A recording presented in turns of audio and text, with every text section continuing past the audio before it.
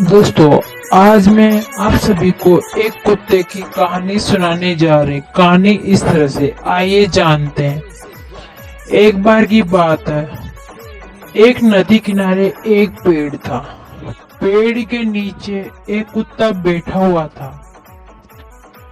कुत्ता बहुत दुखी था। वह सोच रहा था कि वह कितना छोटा और कमजोर है। वह अपने आप को कोस रहा था। वह कभी भी नदी को पार नहीं कर सकता था।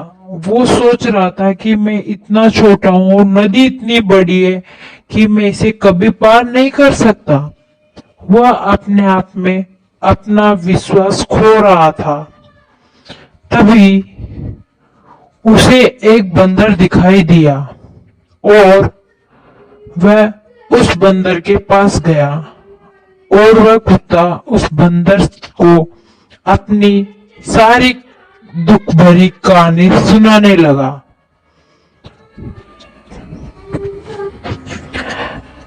बंदर ने कुत्ते से कहा कि कुत्ते भाई, आप दुखी क्यों हो रहे हो?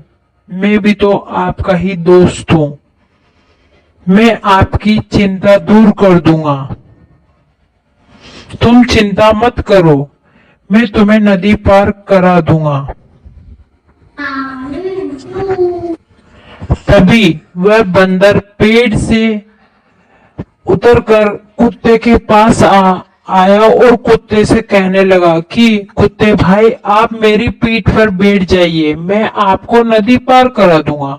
तो कुत्ता बंदर की पीठ पर बैठ जाता है और वो बंदर कुत्ते को नदी पार करा देता है। तब जब कुत्ता नदी के दूसरी पार जाता है तो बंदर से कहता है कि बंदर भाई, धन्यवाद, आपने मेरे ऊपर आज बहुत बड़ा उपकार किया है।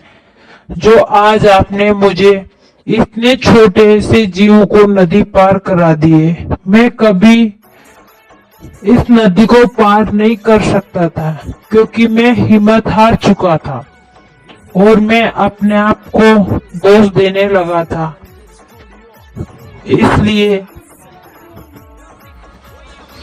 आज आपने मेरी मदद करके मुझे नदी पार कराई है। आपका बहुत बहुत धन्यवाद।